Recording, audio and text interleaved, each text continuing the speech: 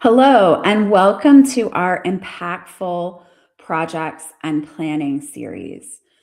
I am Jamie Asdani. In today's session, we'll talk about a challenge I hear all the time about from leaders in mission driven organizations: how to lead with confidence when you don't have all of the answers. And so I think there's this common myth that strong leaders have to project absolute certainty at all times. So we feel this immense pressure to have the right answer or the perfect plan to solve every problem. And in times of great uncertainty, this pressure only grows. So we know our teams feel anxious. We know our team is looking for answers, but the issues may feel too overwhelming. And even if we could come up with a perfect plan or an answer, which problem do we tackle first? So, what tends to happen is we wait for us to dot all the I's, cross all the T's, for things to resolve themselves, for a brilliant solution or answer to appear, or for other challenges to take away the attention. And while we are waiting, we go silent. But like the monster under the bed that gets bigger in the darkness, uncertainty grows in silence. So when we go silent for lack of a perfect or even a good answer, our team members will naturally fill in the spaces left by that silence on their own. They may wonder if we know something we aren't sharing, or even if we care. Assumptions grow, reactions speed up, and tension rises. And the trust we think we'll lose by not having a perfect answer also gets lost in the silence, because trust doesn't come from displays of omniscience, it comes from transparency. So we need to push past this desire to have all of the answers before we can lead. So, how do we show up for our team in times of uncertainty? I have 4 strategies to share today that can help us navigate uncertainty with confidence: acknowledging uncertainty, communicating what is known, establishing a rhythm, and adopting an agile mindset. So, let's talk through each one. So, the first thing we need to do is the thing we may not want to do, which is end the silence, even though we don't have the answers. So, we do want to not acknowledge the uncertainty calmly and directly. So, what does this mean? It means that we name it. So, what is it that's uncertain? What is it that is unclear? What is this thing that is making us all so anxious? And so when we name it, it brings it out of the shadows and into the light. We are also letting our teams know that we see the problem, that we see what they are worried about, that we really do care. And so we'll talk through some examples of how to phrase this and what this looks like in a moment. After we've named the uncertainty, we want to communicate what we do know and what we don't know. And so to do this, we typically want to identify and share 2 things. First, share what you do know right now. So even in times of uncertainty, there are usually things that we do know about a challenge or situation. Maybe it's steps to resolve it, or at least we know what has not changed. So the act of identifying what we do know can also help create more calm for you as the leader. And when we share it, it starts to bring some certainty to the uncertainty. So, the second thing that we want to share is what is still being figured out or assessed. So, what we don't know. This could be information that you're waiting on, situations that need to be resolved, or decisions that haven't yet been made. This clarity about what is known and unknown creates the transparency that can really bring some calm to your team. Acknowledging the uncertainty and sharing what you do know clearly and calmly brings our team into the conversation. Leadership is not about carrying all the work, all the decisions, all of the emotional weight alone. If you could do it alone, you wouldn't need a team. And it's likely that when an answer or a plan does come along, you won't be implementing it alone. It's also possible that the answer that you're looking for is something that you can find together, but you won't know until you start that conversation. After we've started the conversation, the next thing we want to do is establish a communication rhythm. We want to let our folks know exactly when you will revisit this issue with them. Part of what makes uncertainty so uncomfortable is not only that we don't know the answer or the resolution, but also that we don't know when it will come. And so we can reduce some of this strain and introduce some predictability into our environment by sharing when and how often we will revisit this issue, this uncertainty. Will we discuss it again at the next staff meeting, at the team meeting after that? Is there a date when we expect to hear more or will have more information? Even if we don't expect a change or resolution anytime soon, there really is a value in checking in with your team. The check-in helps acknowledge that uncertainty, that it still exists, and can reassure your team that they haven't missed anything or that it's fallen off your radar. It's also possible that since your initial conversation, feelings about the issue have changed, or that folks have new ideas for how to manage it or move forward. So we give them an opportunity to discuss that if we do a check-in. Now, what does this look like in the real world? So what might we say to acknowledge uncertainty, share what we know, and create a communication rhythm? So let's look at a common example of uncertainty, especially right now in the mission-driven space. Let's say there's a concern about continued funding for a project or program. Maybe a funder has been pulling or limiting funding, but we aren't sure whether it's going to impact us or how bad the impact may be. At a team meeting, I might say something like, "You've likely heard about the challenges with our funding partner, and I know there is concern about the possible impact on our program. What I know is our grants manager has reached out to the funder for more information. What I don't know is when we can expect to hear back. I'll put this on the agenda for our next meeting." So this very simple short example hits on the three key areas. We're acknowledging the uncertainty, sharing what we know and don't know, and setting an expectation for when we would revisit the issue. Now, we do want this to be a conversation. So in reality, I would add some questions into that script. So I might ask, what concerns do you have as part of the acknowledgement? So I've named the uncertainty as I see it, but this question can give folks space to share their own concerns. After I share what I know and don't know, I might also ask, what questions do you have? Maybe there are additional things I know or don't know that I didn't think to cover. And either before or after I share the communication rhythm, I might also ask, what would be most helpful to you right now? This question could send the conversation in a couple of different directions. Maybe folks do have suggestions or ideas to share to help address the issue. In this case, maybe it's ideas for other funding or ways to streamline. Or they might request a different communication rhythm or some other way of dealing with the uncertainty. Let's look at another example. Often there is uncertainty that is far beyond our control. So it's not a situation where we can call the funder, but something larger playing out in our organization or environment. So let's say there's some leadership changes in your organization. So in this situation, I might say, I imagine you may be worried about the leadership changes in our organization.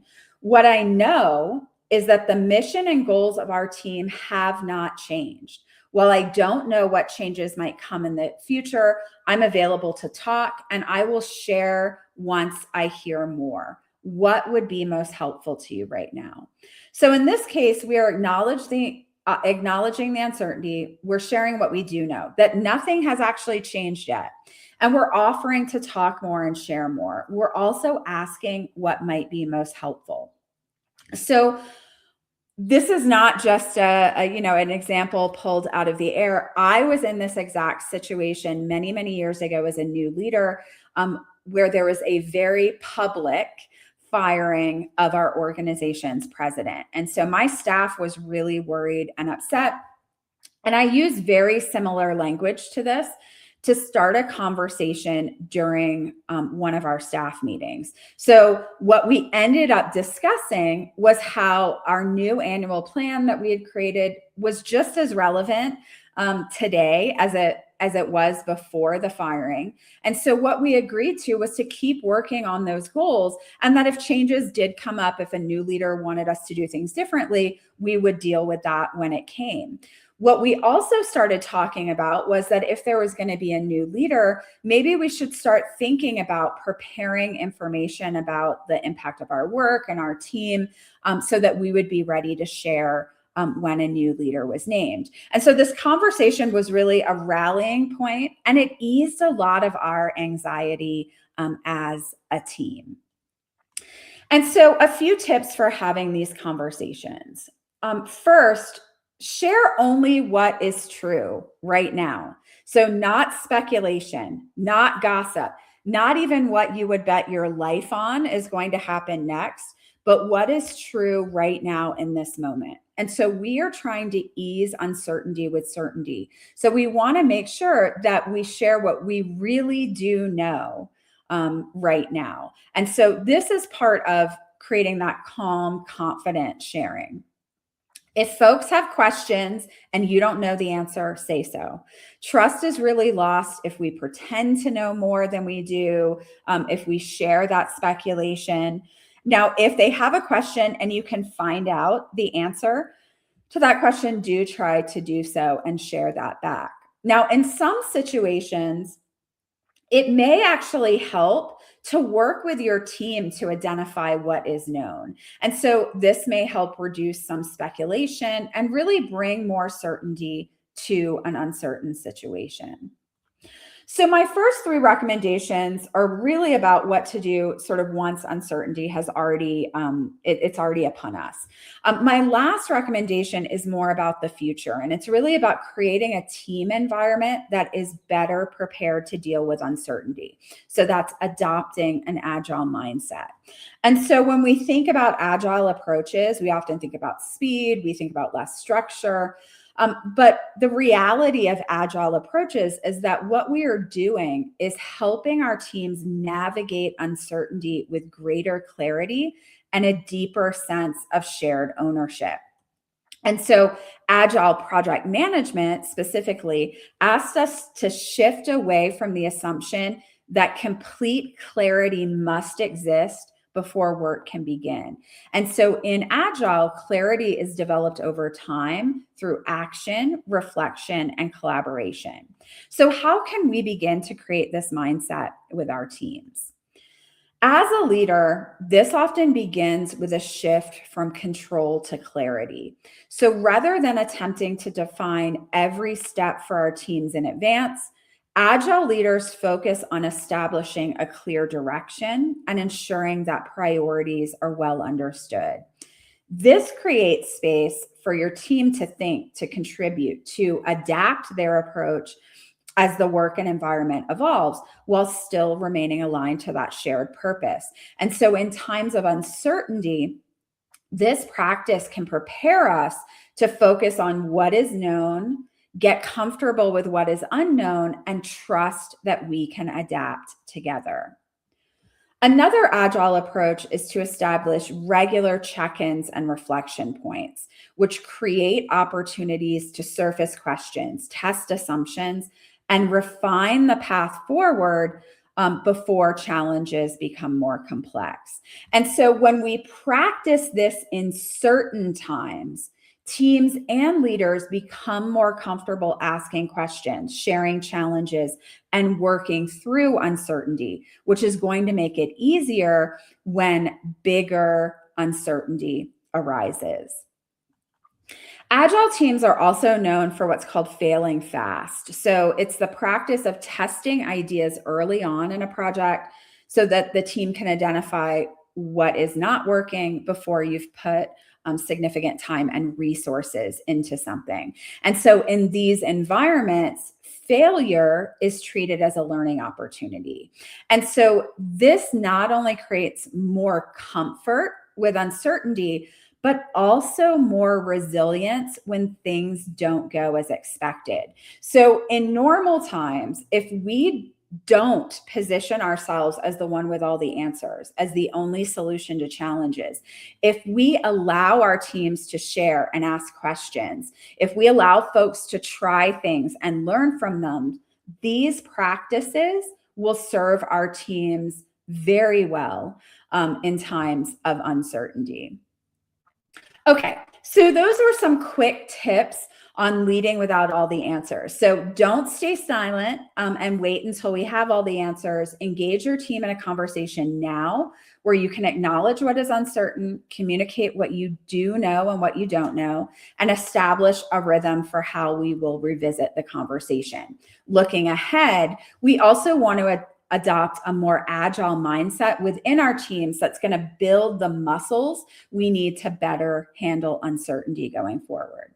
So before I take any questions that you have, if you're curious about our approach to project management and planning and how it helps leaders bring clarity and calm to complex and uncertain work, visit yazdaniconsulting.com approach to learn more. And because your plan is only as strong as your people, we can work with you to create the tools, processes, systems, practices your team needs to execute with clarity and confidence. You might be interested in our Clarity to Action framework. Our guide shares 7 strategies for better planning and project management. You can use these strategies to spark discussion with your team, bring stakeholders into alignment, and move with clarity from big picture priorities to steady progress. This practical guide and 2 companion worksheets is available at yazdaniconsulting.com resources. Great. So I'm happy to answer any questions that you may have about leading without all of the answers. Please do add them in the comments. I'll give folks a few moments to add their questions. If I'm not able to answer your question live, I'm happy to respond later in the comments. You can also find all of the ways to contact me at yazdaniconsulting.com contact. Please reach out to me if you'd like to talk more about leading teams. Okay, so a question is, there is so much uncertainty right now, I don't even know which conversation to have with my team. And so I would say I think you're not alone in feeling this way. Many organizations are seeing uncertainty at sort of every level around us, within the organization, and then the things happening with our teams and our projects. And so what I would say is you can absolutely and really should acknowledge the larger issues and how all of the uncertainty is playing a role in the stress that people are feeling. But I would start the conversation really focused on an issue or a challenge that is having the most kind of direct impact on your team right now, or the thing that really people seem to be most concerned about at the team level and for the work that they're doing. And so whether it's like funding uncertainty or staffing uncertainty, we can begin the conversation by acknowledging the issues that are larger and around us. But we can kind of then dive in terms of what we know and don't know to those issues or challenges that really are having the most negative impact or causing the greatest worry for your team in the moment. So, as an example, I might acknowledge that there's general uncertainty around federal funding, let's say, but focus the conversation on funding concerns around our project or a local funding partner. All right. So feel free to comment or reach out to me with any additional questions that you have. And thank you for participating in our Impactful Projects and Planning series. You can visit yazdaniconsulting.com IPP to find out about upcoming sessions and to view all of the recordings of the sessions in this series. Thank you.